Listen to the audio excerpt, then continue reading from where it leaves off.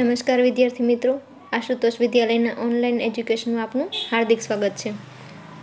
આજે આપણે ધોરણ 9માં ગુજરાતીમાં જે વ્યાકરણ વિભાગ છે તે એકમ 3 છે તે જોઈશું, જેમાં છે રવાનુકારી, અંગસાધ્યક પ્રત્યય અને સંધિ. એમાંથી આજે આપણે બે છે રવાનુકારી અને અંગસાધ્યક પ્રત્યય તે જોઈશું. જેમાં પહેલા રવાનુકારી શબ્દો જોઈએ તો કે રવ એટલે શું? તો કે રવ એટલે અવાજ, અવાજની અનુભૂતિને.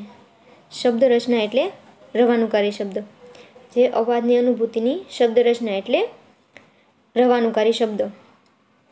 અવાજની અનુભૂતિને શબ્દમાં લખીએ તો એ કેવી રીતે લખીએ છીએ આપણને ખબર છે કે જે આપણે સાંભળીએ છીએ એવું આપણે લખીએ છીએ,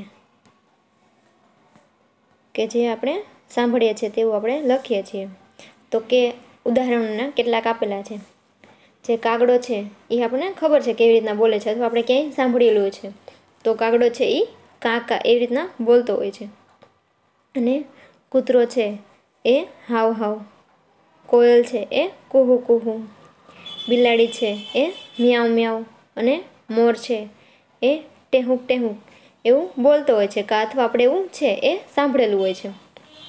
આપણે ક્યારે છે એવું વિચાર્યું નથી કે આ પશુ કે પક્ષી છે એ ખરેખર છે આવું જ બોલતા હશે, કે અથવા આપણને કંઈ આવું સંભળાય છે તેને આપણી ભાષામાં આવી રીતે આપણે લખીએ છીએ. જ્યારે આપણને સંભળાતા અવાજને આપણી ભાષામાં લખીએ ત્યારે તેને રવાનુકારી શબ્દ છે તે કહીએ છીએ. કે જે આપણને સંભળાતા અવાજને આપણી ભાષામાં લખીએ ત્યારે તેને રવાનુકારી શબ્દ કહીએ છીએ. કે જેવું આપણે સાંભળીએ છીએ તેવું આપણે લખીએ છીએ તેવા શબ્દોને રવાનુકારી શબ્દ છે તે કહેવાય છે. એના કેટલાક ઉદાહરણો છે તે આપેલા છે. ગોરાણી ભર ઊંઘમાં હતા તેમને લાગ્યું કે કોઈ બારણું ખખડાવી રહ્યું છે. તો આપણે સાંભળેલું છે કે બારણું છે એનો અવાજ છે એ ખટખટ છે તે આવતો હોય છે. હવે એનું ઉદાહરણ પેલું, અમે જાણે કુદરતને ખોળે પહોંચી ગયા, સામે જ ખળખળ કરતું ઝરણું વહી રહ્યું હતું. તો આપણને ખબર છે કે આ ખળખળ છે એ ઝરણું છે વહી રહ્યું હોય છે. જો આ ખળખળ શબ્દ છે એ રવાનુકારી શબ્દ છે. નળમાંથી પાણી ટપકતું હતું. તો આપણે સાંભળેલું છે અથવા જોયેલું છે કે નળમાંથી જે પાણી છે એ ટપકતું હોય તેનો અવાજ છે એ ટપ ટપ છે એવો આવતો હોય છે. તો આ જે ટપ ટપ છે એ રવાનુકારી શબ્દ છે. એને અચાનક કોઈના ઝાંઝરનો અવાજ આવ્યો. તો આપણને ખબર છે કે ઝાંઝરનો અવાજ છે એ કેવો આવે છે? તો કે છમછમ છે એ અવાજ છે ઝાંઝરનો આવતો હોય છે. તો આ જે છમછમ છે એ શું છે? તો રવાનુકારી શબ્દ છે. વરસાદની કાળી ડિબાંગ રાતે વરસાદ અટકવાનું નામ જ નહોતો લેતો. બહાર દેડકાઓ પણ ડ્રાઉ ડ્રાઉ કરી રહ્યા હતા. તો આ જે ડ્રાઉ ડ્રાઉ છે એ કેવો શબ્દ છે? રવાનુકારી શબ્દ. અને આપણને ખબર છે કે દેડકાઓ છે એનો કેવો અવાજ હોય છે? તો કે ડ્રાઉ ડ્રાઉ એવો અવાજ છે એ દેડકાનો હોય છે. બંદૂકમાંથી સનન કરતી ગોળી છૂટી. તો જે આ સનન છે એ રવાનુકારી શબ્દ છે. કે આવા શબ્દો છે આપણે સાંભળેલા છે કે આપણને ખબર છે. તો આ શબ્દના પ્રયોગને કારણે તમે વાક્ય વાંચતા હો છતાં તમે સાંભળતા હોય તેવું લાગે છે. કે જે આ શબ્દ છે એ આપણે વાંચતા હોય તોય આપણને એવું લાગે છે કે આપણે સાંભળતા હોઈએ છીએ. તમારી નજર સામે એ જ ચિત્ર ઊભું થઈ જશે. કે આ જોઈએ ત્યારે આપણી સામે છે એક અલગ છે ચિત્ર છે તે ઊભું થઈ જાય છે. આમ જે શબ્દ રચના દ્વારા વિશિષ્ટ એટલે કે અલગ એવા અવાજનું સૂચન થાય છે, જેના લીધે આપણે ભાષામાં છે પ્રાસ, લય, માધુર્ય સાથે આબેહૂબ ચિત્ર છે એ પ્રગટ થાય છે. આવી શબ્દ રચના છે એને આપણે રવાનુકારી શબ્દ છે તે કહીએ છીએ. આવા શબ્દને શું કહેવાય? રવાનુકારી શબ્દ છે તે કહીએ છીએ. આપણે નાના હતા ત્યારે આ કવિતા છે એ વાંચી હતી અથવા સાંભળીએ છીએ કંઈ કે બા મને ચપટી વગાડતા આવડી ગઈ, મારી ચપટી વાગે છે પટ પટ પટ, જાણે ફૂટે બંદૂકડી ફટ ફટ ફટ, પેલી બિલાડી ભાગે છે ઝટ ઝટ ઝટ, બા મને બિલ્લી ભગાડતા આવડી ગઈ. તો આવા જે શબ્દ છે એ છે રવાનુકારી શબ્દ. જે આ બધા છે ફટ ફટ ફટ અને ઝટ ઝટ ઝટ એ બધા શબ્દ છે એ રવાનુકારી શબ્દ છે. તો આવા રવાનુકારી શબ્દને કારણે જાણે આપણે ચપટી અને બંદૂકડી છે એ સંભળાય છે એવું આપણને લાગે છે. પણ માત્ર સાંભળવાના જ નહીં, જે ખાલી સાંભળવાના જ નહીં, જોવાના, સૂંઘવાના કે અડવાના અનુભવને પણ જ્યારે આવી રીતે વ્યક્ત કરે છે ત્યારે તેને રવાનુકારી શબ્દ છે તે કહેવાય છે. કે ખાલી સાંભળવાના જ નહીં પણ જોવાના, સૂંઘવાના કે અડવાના અનુભવને પણ જ્યારે આપણે વ્યક્ત કરીએ છીએ ત્યારે તેને રવાનુકારી શબ્દ છે તે કહેવામાં આવે છે. દિવાળીમાં ઘેર ઘેર પ્રગટેલા દીવાઓ જાણે આખું નગર ઝળહળ થતું હતું. કે દિવાળીમાં છે એ પ્રગટેલા દીવાઓથી આખું નગર છે ઝળહળ થતું હતું. તો આ કેવો અનુભવ કહેવાય? જોવાનો અનુભવ કહેવાય. કે આપણે દિવાળીમાં આખું નગર છે એ ઝળહળતું. તો ઝળહળ કેવો શબ્દ છે? એ રવાનુકારી શબ્દ છે. અને એ સાંભળતા આપણા સામે છે એક ચિત્ર છે તે ઊભું થઈ જાય છે કે દેખાવા લાગે છે. અનાજની બધી ગુણ અંદર મૂકીને માંગીલાલ બહાર આવ્યો ત્યારે પરસેવે રેબઝેબ થઈ ગયો. તો આ પરસેવે રેબઝેબ થઈ ગયો એ આપણે જોવાનો અનુભવ કહેવાય. અથવા આપણે એવો અનુભવ કરીએ છીએ કે એને છે એ અંદર છે ગુણ મૂકીને આવે છે અને પરસેવેથી રેબઝેબ થઈ જાય છે. ઉદાહરણ ત્રીજું, મુન્ની આટલી નાની છે પણ એને પાણીપુરી ભાવે તીખી તમતમ. તો એ સ્વાદનો અનુભવ કહેવાય. કે જે મુન્ની છે એને તીખી પાણીપુરી ખાધી ત્યારે એના જીભમાં છે એ તીખાશ અનુભવાય અથવા તીખાશની ચરચરાટ છે એ અનુભવાય છે. તો એને સ્વાદનો અનુભવ કહેવાય. ચોથું, ચેતર ચંપો મોહર્યને મોહરી આંબા ડાળ મધમધ મોહર્યો મોગરો મેં ફૂલી ગુથી ફૂલન માળ. તો આ મોગરો છે એ મધમધ. તો મધમધ છે એ રવાનુકારી શબ્દ છે. તો એ સૂંઘવાનો અનુભવ કહેવાય.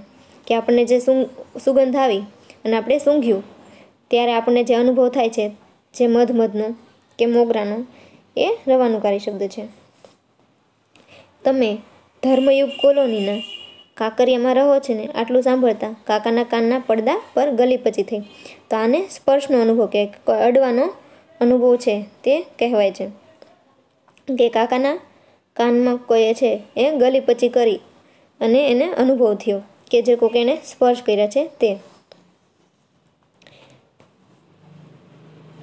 તમે ઉપરના વાક્યો વાંચ્યા છે તેમાં અર્ધરેખિત શબ્દો પણ વાંચ્યા. અર્ધરેખિત એટલે કે જે આ લીટી કરેલી છે જે ગલીપચી કે મધમધ તમતમ અને રેબઝેબ જેવી લીટી કરી છે તે શબ્દ છે આપણે વાંચ્યા છે. તમને ખ્યાલ આવે છે કે વાક્ય એકમાં જ્યારે જે વાક્ય એક આપેલું છે તે કે જ્યારે ઝળહળ શબ્દ વાંચ્યો તો તરત તમારી સામે છે નજર સામે છે કે નજર સમક્ષ છે એ દીવાઓથી ઝગમગતું નગર છે તે દેખાવા લાગ્યું. કે આપણે એવું છે અનુભવ કરીએ છીએ કે આપણી સામે છે એક ઝગમગતું નગર છે તે છે. અને વાક્ય 3માં છે એ પાણીપુરી સાથે તમતમ શબ્દ વાંચ્યો ત્યારે જીભ ઉપર તીખાશની ચરચરાટ અનુભવાય. કે આપણે એવું શબ્દ છે તમતમ એવો શબ્દ છે તે વાંચીએ ત્યારે આપણને તીખાશનો અનુભવ છે તે થાય છે અથવા જીભ પર તીખાશની ચરચરાટ છે તે અનુભવાય છે. વાક્ય 5માં કાનના પડદા પર ગલીપચી શબ્દ વાંચતા જ કોઈએ કાકાના કાન પર કોઈ વિશેષ સ્પર્શ કર્યો હોવાનો અનુભવ થાય છે. કે કોઈ કાકાને છે અડ્યું એવો અનુભવ છે તેને થાય છે. એટલે કે માત્ર કાન નહીં પણ આપણી પાંચેય ઇન્દ્રિયો જે ભગવાને આપણને પાંચેય ઇન્દ્રિયો આપી છે તેનો આંખ, કાન, નાક, જીભ અને ચામડીમાંથી કોઈ પણ એકનો અનુભવ સાકાર કરે છે તે શબ્દને રવાનુકારી શબ્દ છે તે કહીએ છીએ.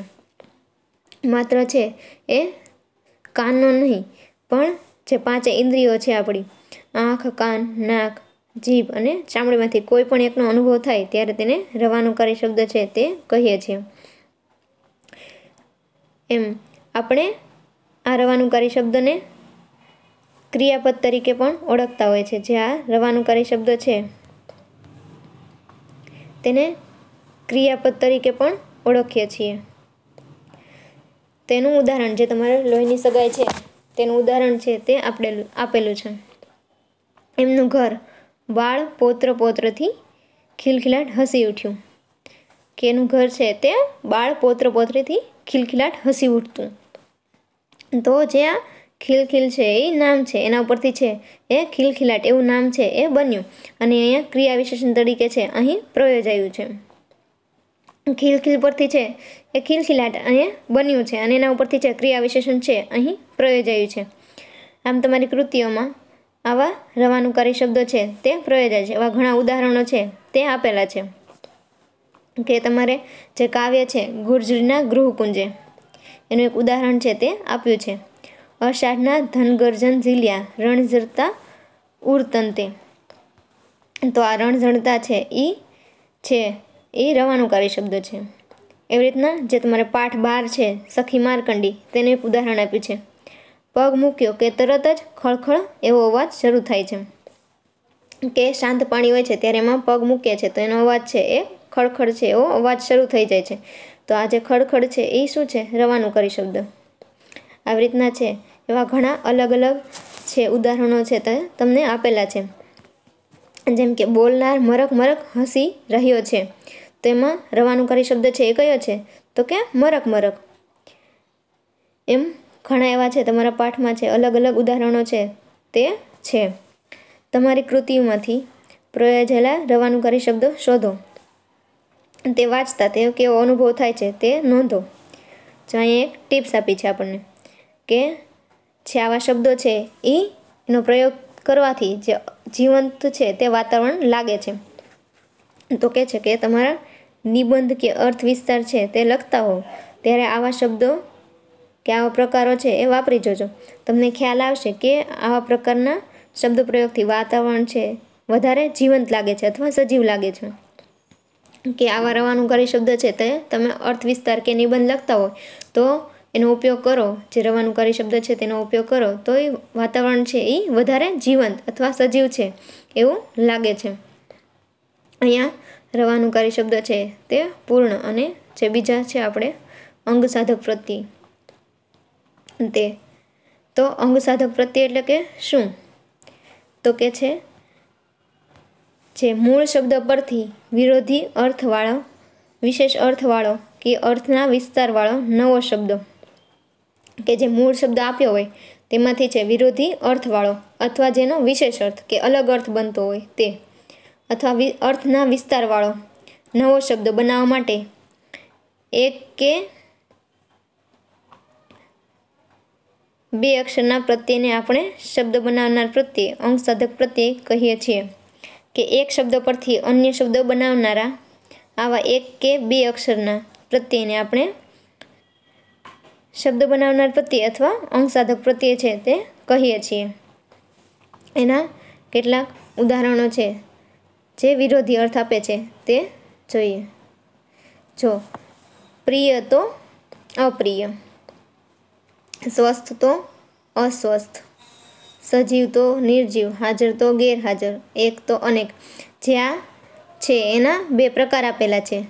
જે અંગ સાધક પ્રત્યય છે તેના બે પ્રકાર છે. જે એક છે પૂર્વ પ્રત્યય અને એક છે પર પ્રત્યય. તો પૂર્વ પ્રત્યય એટલે શું? તો આગળ લાગે તે. અને પર પ્રત્યય એટલે કે શું? જે પાછળ લાગે તે. તો આમાં છે એ અપ્રિય છે એની આગળ છે છે એ જોડ્યો એટલે કે એ પૂર્વ પ્રત્યય છે તે જોડ્યો, તેનો વિરોધી શબ્દ છે એ મળી ગયો. પ્રિયની આગળ જોડ્યો તો આપણને એનો વિરોધી શબ્દ અપ્રિય છે તે મળે છે. તો અહીંયા જોયો તમને શબ્દની આગળ અ, નીર, ગેર કે અન એવો શબ્દ છે તે લગાવ્યો છે. તો અપ્રિય એટલે કે જે પ્રિય શબ્દ છે એની આગળ છે તમે અ લગાવ્યો તો એનો વિરોધી શબ્દ છે અપ્રિય તે મળી જાય છે. અને હાજર શબ્દ છે એની આગળ છે ગેર લગાવ્યો તો ગેરહાજર છે એવો શબ્દ વિરોધી છે તે મળે છે. એ જ રીતે એકની આગળ છે અન લગાવ્યો એટલે કે અનેક, અને ન માંથી એ છે એ ભળી ગયો એટલે કે ને બની ગયો. અને તેમાંથી છે અનેક એવો શબ્દ છે તે બની જાય છે. આમ છે વિરોધી શબ્દો હોય છે, આમ તો શબ્દના વિરોધી શબ્દો હોય જ છે. જેમ કે ચોખ્ખું તો ગંદુ, સાજું તો માંદું, તાજું તો વાસી, એમ વગેરે કેટલાક એવા વિરોધી શબ્દ છે તે હોય જ છે. પણ કેટલીક વાર આપણે છે એ જ શબ્દની આગળ જે પૂર્વ પ્રત્યય એટલે કે આગળ અન્ય કોઈ એક કે બે અક્ષરની જોડીએ છીએ. જ્યાં કેટલીક વાર છે આપણે એક શબ્દની આગળ છે એક કે બે અક્ષર જોડીએ છીએ, જેથી વિરોધી શબ્દ છે આપણને મળે છે. જેમ કે આપણે ઉપર જોયું, હાજરની આગળ છે એ ગેર લગાવ્યો તો ગેરહાજર શબ્દ છે તે મળે છે. એવી જ રીતના પ્રિયની આગળ છે એ અ લગાવ્યો તો અપ્રિય શબ્દ છે તે મળી ગયો, જેનો વિરોધી થાય છે તે. એક શબ્દ પરથી અન્ય શબ્દ બનાવવાના આવા એક કે બે અક્ષરને, જે હમણાં આપણે જોયું કે એક શબ્દ પરથી અન્ય શબ્દ બનાવનાર આવા એક કે બે અક્ષરના પ્રત્યયને આપણે શબ્દ બનાવનાર અથવા અંગ સાધક પ્રત્યય છે તે કહીએ છીએ. આવા અંગ સાધક પ્રત્યયથી શું માત્ર વિરોધી શબ્દ જ બનાવી શકાય છે? અહીંયા પૂછે છે કે આવા એક છે અંગ સાધક પ્રત્યયમાં શું માત્ર વિરોધી શબ્દ જવાબ બનાવી શકે છે? તો આપણે ઉપરના ઉદાહરણો છે તે જોયા કે સજીવ છે, સજીવ અને નિર્જીવ. તો અહીં આપણને ખબર પડે કે જીવ છે એ શબ્દની આગળ છે એ સ જોડ્યો છે, જે જીવ શબ્દ છે એની આગળ છે એ સ જોડ્યો છે તો સજીવ મળ્યો છે. એટલે કે સજીવ એવો શબ્દ છે તે મળ્યો છે.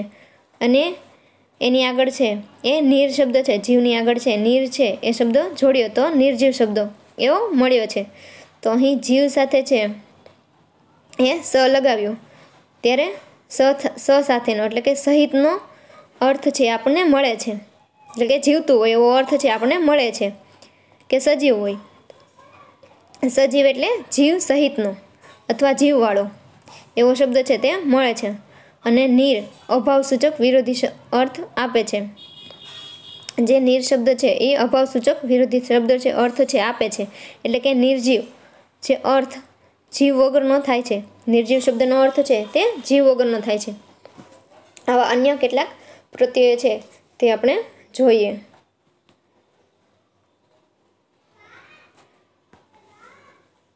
જેમ કે ઉદાહરણો છે એમાં અ છે એ શબ્દ આગળ પ્રત્યય છે તે લગાવીએ તો તેમાં વિરોધી શબ્દ છે તે મળે છે. જેમ કે પારદર્શક તો અપારદર્શક, સ્વસ્થ તો અસ્વસ્થ, સહ્ય તો અસહ્ય, વિશ્વાસ તો અવિશ્વાસ અને હિંસા તો અહિંસા. તો આ પ્રત્યય છે એની આપણે આગળ છે લગાવ્યો તેથી આપણને એના વિરોધી શબ્દ છે તે મળે છે કે બને છે. એવી રીતના બીજો તો જેમાં અણ લગાવવાનું છે, અણ પ્રત્યય છે તે લગાવ્યું છે. તો કે ગમો તો અણગમો, માનીતું તો અણમાનીતું, દીઠું તો અણદીઠું અને સમજું તો અણસમજું. એટલે કે છે આના છે ગમો છે એની આગળ અણ જોડ્યું તો આપણે વિરોધી શબ્દ છે તે એનો મળી જાય છે. અથવા આવા શબ્દોથી આપણે પરિચિત છે એ ખબર હોય છે, આપણને પરિચિત હોય છે. તો પહેલાં તમે અપ્રત્યય દ્વારા વિરોધી શબ્દ બનાવ્યા અને અહીં તમે અણ પ્રત્યય દ્વારા છે એ વિરોધી શબ્દ છે તે બનાવ્યા છે. તો વિરોધી શબ્દ બનાવવા માટે કેટલાક પ્રત્યયનો ઉપયોગ કરતા હોઈએ છીએ. તો હવે બીજા પ્રત્યય લગાડીએ તેવા શબ્દો છે તે જોઈએ. તો આ શબ્દની આગળ છે આપણે ગેર પ્રત્યય લગાવવાનો છે. કયો પ્રત્યય? ગેર પ્રત્યય. અને કારણ કે તમે પહેલાં એ રીતે વાપરેલા શબ્દો સાંભળ્યા છે કે ગેર પ્રત્યય લગાવતા આપણે કયા વિરોધી શબ્દો મળીએ છીએ તે જોઈએ. તો જે હાજર છે તેની આગળ છે આપણે ગેર જોડી દઈએ તો ગેરહાજર કે જેની હાજરી નથી એટલે એવો શબ્દ છે તે આપણને મળે છે. અને કાનૂની છે એની આગળ છે આપણે ગેર જોડી દઈએ તો ગેરકાનૂની એવો શબ્દ આપણને મળે. જેમ કે ફાયદાની આગળ ગેર લગાવી દઈએ તો ગેરફાયદો, લાભની આગળ ગેર લગાવી દઈએ તો ગેરલાભ. એવી રીતના આપણે છે એ ગેર શબ્દ છે ગેર પ્રત્યય છે તે લગાવીએ તો આપણને એનો વિરોધી શબ્દ છે તે મળે છે. ઉપરોક્ત શબ્દમાં સાથે તમે અ, અણ અને ગેર લગાવીએ ને વિરોધી શબ્દ છે તે મેળવ્યો છે. આવા કેટલાક બીજા પ્રત્યયો છે જે અપ અને અવ લગાવીએ તો વિરોધી શબ્દ છે તે બને છે, તે આપણે જોઈએ.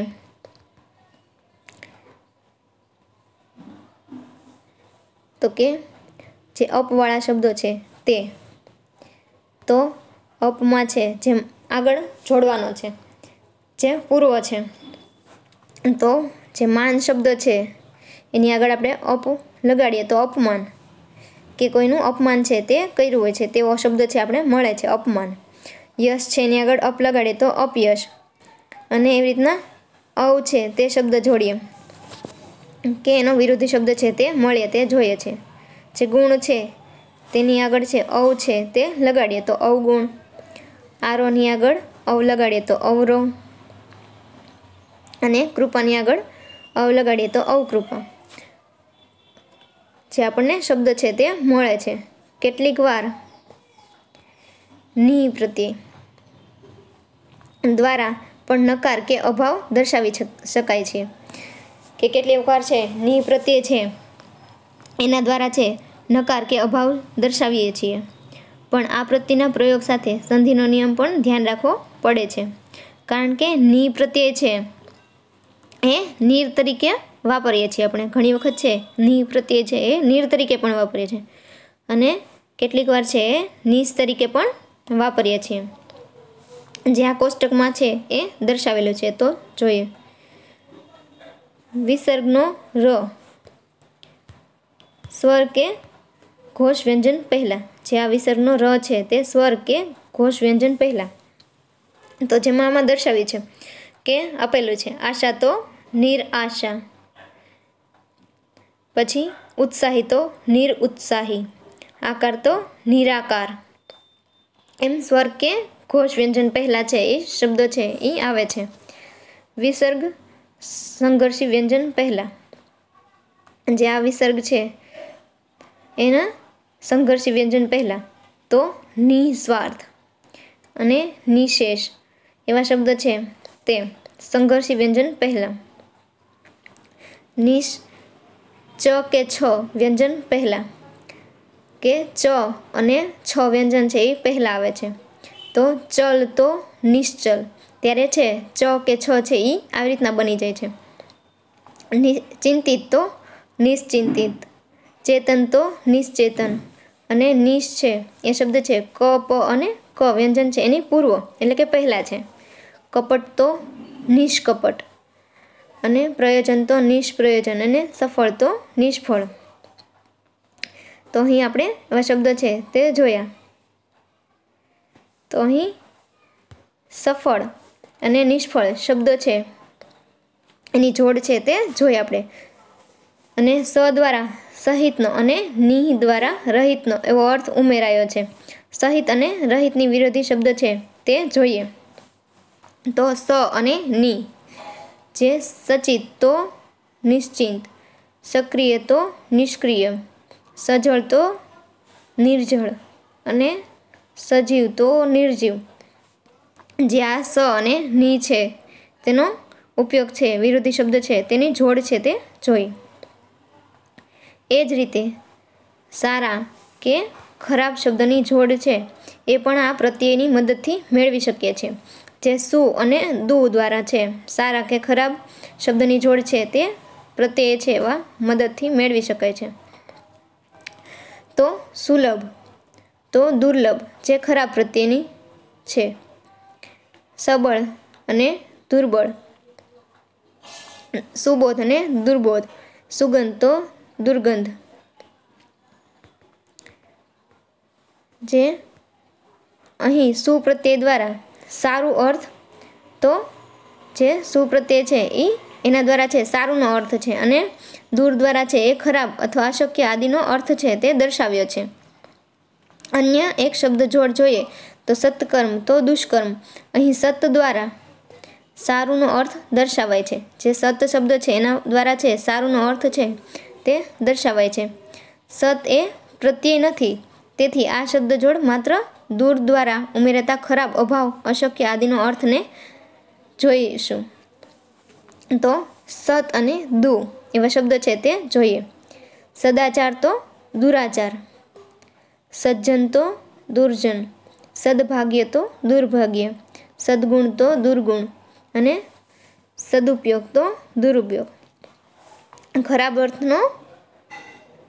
ખરાબનો અર્થ દર્શાવવા માટે અન્ય એક પ્રત્યયનો ઉપયોગ પણ કરવામાં આવે છે. તો એ નીચે જોઈએ કે જે ખરાબ છે એનો અર્થ દર્શાવવા માટે છે બીજો પ્રત્યય છે તે પણ લગાડવામાં આવે છે. તો જે પુત્ર છે તેની આગળ છે કુ લગાડવામાં આવે તો એ ખરાબનો અર્થ છે તે દર્શાવાય છે. તો જે જોઈએ કે પુત્ર તો કુપુત્ર, ખ્યાત તો કુખ્યાત. તો આપણે છે આની આગળ છે એ પૂર્વ પ્રત્યય છે એ જોડીએ છીએ, જે કુ શબ્દ છે પ્રત્યય છે તે જોડીએ છીએ. તો એ ખરાબ, અભાવ છે એ શબ્દ છે અર્થ છે એવો દર્શાવાય છે. સુમતિ છે તો એની આગળ છે કુ જોડ્યો, એ પ્રત્યય જોડ્યો તો કુમતિ બની ગયો. અને ટેવ છે એની આગળ કુ જોડ્યો તો કુટેવ બની ગયો. અને સંસ્કાર છે એનું આગળ કુ જોડીએ તો કુસંસ્કાર. એટલે કે ખરાબનો અર્થ છે તે દર્શાવે છે કુ પ્રત્યય દ્વારા. તો નીચેના શબ્દોમાં અભાવનો અર્થ ઉમેરવા કયો પ્રત્યય લગાવશું? જે અભાવ છે એ દર્શાવવા માટે કયો શબ્દ જોડશું, કયો પ્રત્યય? તો અહીંયા જે બે શબ્દ છે, બે પ્રત્યય છે તે જોડશું. તો આબરૂ તો બે આબરૂ, કાળજી તો બે કાળજી અને ઈમાન તો બે ઈમાન. અહીંયા પ્રત્યય છે એ બે લાગ્યો છે. આ પ્રત્યય લાગતા મૂળ અંગેનો, એટલે કે જે અર્થ બદલાઈ શકે છે. જે પુત્ર છે તેની આગળ છે એ કુ લગાવીએ તો કુપુત્ર બની જાય, એટલે કે એનો અર્થ છે તે બદલાઈ જાય છે. જે સારું અને ખરાબનો છે એ અર્થ છે તે બદલાઈ જાય છે. વ્યાકરણી મોભો બદલાઈ શકે. જે છે વ્યાકરણી મોભો છે તે બદલાઈ શકે. તો ગણવું અને ગણિત એ બંને છે અલગ અલગ છે. ગણવું એટલે કે આપણે જે ગણતરી કરતા હોય છે તે, અને ગણિત છે આપણે જે ભણવામાં આવે છે તે. એટલે કે વ્યાકરણી મોભો છે તે બદલાઈ જાય છે. અને અંગનો માત્ર વિસ્તાર થાય, કે ખાલી અંગ છે એમાં જ વિસ્તાર થાય. ગામ કહીએ કે ગામડું કહીએ બેનો અર્થ છે એક જ રહે છે, અર્થ નથી બદલાતો. જે ગામ કહે છે તો આપણું જે ગામ હોય છે તે, અને ગામડું કહે છે તો પણ જે આપણું ગામ હોય છે, ગામડું હોય છે તે જ તે. પણ ખાલી માત્ર અંગનો છે એ વિસ્તાર થાય છે, એનો જે અર્થ હોય છે એ તો એકને એક જ રહે છે, પણ જેનો અંગ છે એમાં વિસ્તાર થાય છે તે. અને જે કોષ્ટકમાં છે તે દર્શાવ્યું છે. તો ખરાબ, અભાવ, અશક્ય આદિ અર્થ ઉમેરનાર પૂર્વ પ્રત્યય. પૂર્વ પ્રત્યય એટલે કયા પ્રત્યય? જે આગળ લાગે તે પૂર્વ પ્રત્યય, અને જે પાછળ લાગે તે પર પ્રત્યય. તો અહીંયા ખરાબ, અભાવ અને અશક્ય એવા જે અર્થ આદિ અર્થ છે ઉમેરનાર પૂર્વ પ્રત્યય. તો એવા કયા કયા છે?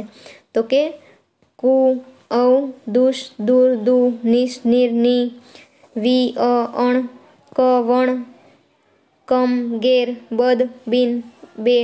જે આ બધા છે એ ખરાબ, અભાવ અને અશક્ય આવો અર્થ છે ઉમેરનાર પૂર્વ પ્રત્યય છે.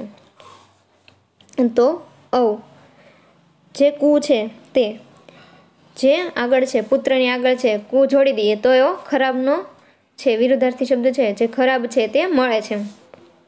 એવી જ રીતના સંસ્કારની આગળ છે એ કુ જોડી દઈએ તો કુસંસ્કાર, અને જે છંદ છે એની આગળ કુ જોડી દઈએ તો કુછંદ.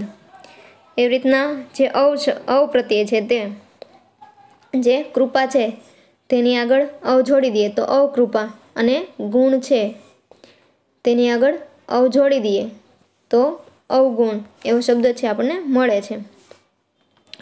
જે દુષ, દૂર અને દુ, તો કર્મ છે એની આગળ આપણે દુષ જોડી દઈએ તો દુષ્કર્મ, અને દુર્જન કે જન છે એની આગળ દૂર જોડી દઈએ તો દુર્જન. એવી રીતના નિશ, નીર અને ની, તો કે ફળ છે તેની આગળ નિશ જોડી દઈએ તો નિષ્ફળ, અને શેષ છે એની આગળ ની જોડી દઈએ તો નિશેષ. જે આ બધા શબ્દ છે એ ખરાબ વિરુદ્ધાર્થી અથવા અભાવ છે એ શબ્દો છે એનો પૂર્વ પ્રત્યય છે. એવી રીતના જે અ શબ્દ, તો કંપની આગળ છે એ અ જોડી દઈએ તો અકંપ. પછી વિવેક છે તેની આગળ અ જોડી દઈએ તો અવિવેકી. જે અણ શબ્દ છે તે કે ગમો શબ્દ છે તેની આગળ અણ શબ્દ છે તે જોડી દઈએ તો અણગમો. પછી ક પ્રત્યય કે જાત છે તેની આગળ છે એ ક જોડી દઈએ તો કજાત. કે પૂત છે એની આગળ ક જોડી દઈએ તો કપૂત. એવા બધા શબ્દો છે તે આપેલા છીએ. કે નકાર વિરુદ્ધાર્થી અભાવ ઓછાપણો, કે જે નકાર હોય તે શબ્દો. કે તો કે જોર છે એ એટલે કે તાકાત છે એની આગળ કમ જોડી દઈએ તો કમજોર થઈ જાય. નસીબ છે તેની આગળ કમ જોડી દઈએ તો કમ નસીબ. એવી રીતના ફાયદાની આગળ ગેર જોડી દઈએ તો ગેરફાયદો, કે જે નકારમાં છે વિરુદ્ધાર્થી અથવા ઓછાપણા કે અભાવવાળા શબ્દ છે તે.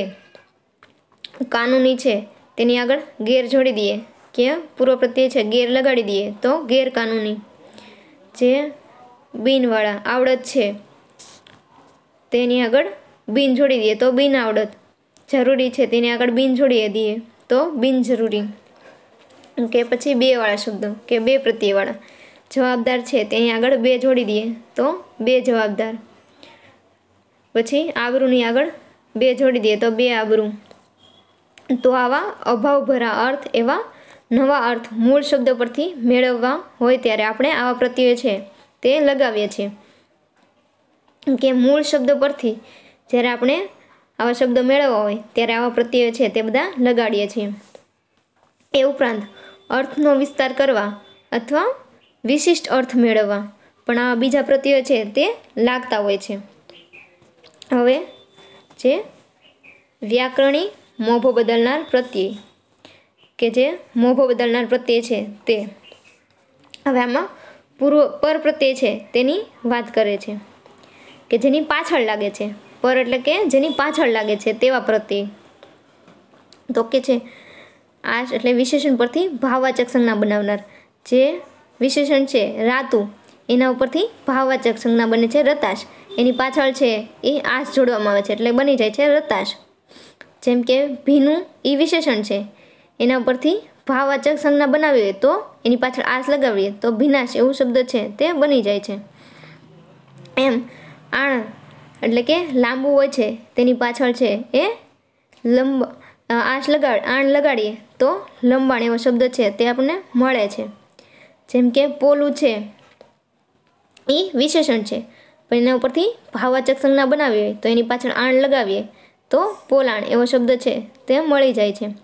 તો જે મોભો બદલનાર પ્રત્યયો છે તે કયા કયા છે? તો કે આશ, આણ, આઈ, ઈ, ગી, ગીરી, ઈક આ બધા શબ્દ છે તે બધા છે એ વિશેષણ પ્રત્યય કે મોભો બદલનાર પ્રત્યય છે. જે પછી છે સંજ્ઞામાંથી ભાવવાચક સંજ્ઞા બનાવવા, કે જે સંજ્ઞા છે તે ખેત એમાંથી ઈ લગાવીએ તો ખેતી છે એ બની જાય છે, એમાંથી ભાવવાચક સંજ્ઞા બની જાય છે. નોકર છે એ સંજ્ઞા છે પણ એમાં ભાવવાચક સંજ્ઞા બનાવવા માટે છે ઈ લગાવ્યો તો નોકરી એવો શબ્દ બની જાય છે. ભાઈબંધ છે એ સંજ્ઞા એક છે એમાં આપણે ભાવવાચક સંજ્ઞા બનાવી હોય તો ઈ લગાવીએ તો ભાઈબંધી એવો શબ્દ છે તે બની જાય છે. હવે વિશેષણમાંથી ભાવવાચક સંજ્ઞા બનાવવાની, કે નેકી શબ્દ છે તે આપેલો છે પણ એમાં આપણે ઈ લગાવીએ તો નેકી એવો શબ્દ બની જાય છે. અને ખુશ એવો શબ્દ આપેલો હોય છે એમાંથી ભાવવાચક સંજ્ઞા બનાવીએ તો આપણે ઈ પ્રત્યય છે એ લગાવીએ તો ખુશી એવો શબ્દ છે આપણને મળે છે. એવા જે પાછળ લગાવવાના હોય છે કે પર પ્રત્યય છે તેવા શબ્દો છે. હવે ઈકવાળા કે સામાન્ય સંબંધવાચક વિશેષણ. જે શારીરિક છે શારીર છે એમાંથી ઈક લગાવ્યો તો શારીરિક એવો શબ્દ છે તે મળી જાય છે. જે સંબંધવાચક વિશેષણ એમાં ઈ પ્રત્યે લગાડવાનો છે કે ભારત તો એક સંબંધવાચક વિશેષણ છે પણ એમાં ઈ લગાવ્યો તો ભારતીય શબ્દ છે તે બની ગયો છે. અને રાષ્ટ્ર છે એમાં સંબંધ દર્શાવવા માટે છે વિશેષણ લગાવીએ તો ઈ લગાવીએ, જે પ્રત્યય લગાવીએ તો રાષ્ટ્રીય છે તેવો શબ્દ બને છે. એવી રીતના હવે ક્રિયાપદ ધાતુ પરથી સંજ્ઞા બનાવનાર પ્રત્યય. તો કે ક્રિયાપદ એટલે શું કે જે ક્રિયાપદનું મૂળ રૂપને ધાતુ કહેવાય છે. જે ક્રિયાપદ હોય છે તેનું મૂળ રૂપ હોય છે તેને ધાતુ કહેવાય છે. તો કે છે આ ક્રિયાપદના બધા પ્રત્યયો કયા છે તો કે અક, આઈ, આણ, આમણ અને આવટ અને તર. આ ધાતુ પરથી સંજ્ઞા બનાવનાર પ્રત્યય છે જે પાછળ લાગે છે. આ બધા શબ્દ છે જે પાછળ લાગે છે. તો કે અક શબ્દ છે કર્તૃવાચક સંજ્ઞા બનાવે છે. જે અક છે તો લેખ આપ્યું હોય છે, લખ આપ્યું હોય છે, એ મૂળ ધાતુ છે એટલે કે એમાંથી ક્રિયાપદના મૂળ રૂપને ધાતુ કહેવાય છે. જે લખ શબ્દ છે એ મૂળ છે એ ધાતુ છે, એના પરથી સંજ્ઞા બનાવવા માટે આપણે અક છે એ પ્રત્યય લગાડીએ છીએ તો લેખક બની જાય છે. જે એમાં અક લગાવીએ તો લેખક બની જાય છે. જેમ વાચ છે એમાં અક લગાવીએ છીએ તો વાચક બની જાય છે. જે ક્રિયા કરવાની જે કરતું એક સંજ્ઞા છે અને ચાલ છે એનામાં અક લગાવીએ તો ચાલક એવો શબ્દ છે તે બની જાય છે. ક્રિયા પરથી સંજ્ઞા બનાવી કે એક ક્રિયા છે એ કરવાની છે. જો આપણે કહીએ છીએ કે બેસ તો એ એક ક્રિયા થઈ કે બેઠવાની છે એ ક્રિયા થાય છે, એમાં અક લગાવીએ તો બેઠક થઈ ગઈ. જે આવ છે એ આપણે એક ક્રિયા કરવાની છે કે અંદર આવ એ એક ક્રિયા કરવાની છે તો આવ એમાં અક લગાવીએ તો આવક એ શબ્દ છે તે બની જાય છે. જાવ એ એક ક્રિયા છે કરવાની પણ એમાં અક લગાવીએ તો જાવક એ શબ્દ છે તે મળી જાય છે. હવે ક્રિયાવાચક સંજ્ઞા બનાવે છે તો કે આય છે એ પ્રત્યય છે તે પાછળ લગાવવાનો છે. ચડ છે એની પાછળ છે આય લગાવીએ છે તો ચડાઈ. કે મનાઈ છે એ એની પાછળ આય લગાવીએ તો મનાઈ થઈ ગયો. પછી ક્રિયા પરથી મહેનતાણાવાચક સંજ્ઞા કે જે ઘડાઈ છે, આપણે સોનું કંઈ લીધું હોય તો આપણે પૂછીએ કે આની ઘડાઈ છે એ શું છે તો એ આય છે એ લગાવીએ તો ઘડાઈ છે એ થઈ જાય છે. હવે આણ છે એ પ્રત્યે લગાવવાનો છે, ક્રિયાવાચક સંજ્ઞા બનાવે છે. તો લખ એમાં છે આણ લગાવ્યું તો લખાણ એ શબ્દ છે બની ગયો. પછી વેચ એમાં આણ લગાવીએ તો વેચાણી શબ્દ છે તે મળી જાય છે. એવી રીતના આમણ પ્રત્યે છે તે લગાવવાનો ક્રિયા પરથી મહેનતાણાવાચક સંજ્ઞા. તો આપણે હમણાં જોયું કે સોનામાંથી ઘડામણ તો એમાં છે આમણ છે એ શબ્દ લગાવીએ તો ઘડામણ છે તે બની ગયો છે. અને ક્રિયા પરથી ભાવવાચક સંજ્ઞા તો એમાં છે આમણ લગાવ્યો, શીખ છે એમાંથી આમણ લગાવે તો શિખામણ છે શબ્દ મળી જાય છે. એવી રીતના આ બધા શબ્દો છે તે ધાતુ પરથી સંજ્ઞા બનાવનાર પ્રત્યયો છે આ બધા છે. શબ્દને પોતાના અર્થ કે વ્યાકરણી મોભો જળવાઈ રહે, જે શબ્દોનો છે વ્યાકરણી મોભો જળવાઈ રહે તે માટે શબ્દો મોટા થાય. માત્ર અંગ વિસ્તાર કરનાર પ્રત્યયો જે ખાલી માત્ર છે અંગ વિસ્તાર કરનાર પ્રત્યયો છે તે બધા કયા છે ક, ડ, લ અને ઈ. ખાલી આ શબ્દ છે એ જોડીએ તો ખાલી છે એમાં અંગનો વિસ્તાર થાય છે કે જે અર્થ છે તે મૂળ રહે છે પણ ખાલી માત્ર એનો અંગનો વિસ્તાર છે તે થાય છે. તો કે ક છે એ પ્રત્યય લગાવવાનો છે. જે ક પ્રત્યય લગાડવાનો છે. તો ઢોલ છે એની પાછળ ક પ્રત્યય લગાવ્યો તો ઢોલક થઈ ગયો પણ એનો અર્થ છે એ એકને એક જ રહ્યો છે, અર્થ નથી બદલાતો પણ એનો ખાલી અંગ વિસ્તાર છે તે થાય છે. એમ નાનું છે એમાં ક લગાવ્યો તો નાનકો એવું શબ્દ છે તે બની જાય છે. એમાં જરા છે અથવા થોડું છે જરા છે એમાં ક લગાવ્યો તો જરાક થઈ ગયું. ખાલી એનો અર્થ તો એની જ રહે છે પણ એનો અંગ વિસ્તાર છે તે વધી જાય છે. એવી રીતના ઈ છે તો ઈ લગાવ્યો તો બળ છે કે બળદ હોય છે એમાં ઈ લગાવ્યો તો બળદિયો થઈ ગયો. કે શેઠ છે એમાં ઈ લગાવ્યો તો શેઠિયો થઈ ગયો. એવી રીતના ન છે, લ છે તે, કે મોર છે તેમાં લ લગાવીએ તો મોરલો થઈ જાય છે. એ રીતના ડ છે એમાં પાંદડું છે તો એમાં ડ લગાવે તો પાંદડી થઈ જાય છે. ગામડું છે એમાં ડ લગાવે તો ગામ હોય છે, એમાં ડ લગાવે તો ગામડું થઈ જાય, પણ એનો અર્થ છે જે એકને એક જ રહે છે, પણ એનો ખાલી અંગ વિસ્તાર છે તે વધી જાય છે. તો આવી રીતના છે આપણું અહીંયા જે અંગ સાધક પ્રત્યય છે તે પૂર્ણ. અહીંયા આપણું વ્યાકરણનું પછી છે બીજા મુદ્દામાં છે આપણે બીજા લેક્ચરમાં છે આપણે સંધિ છે તે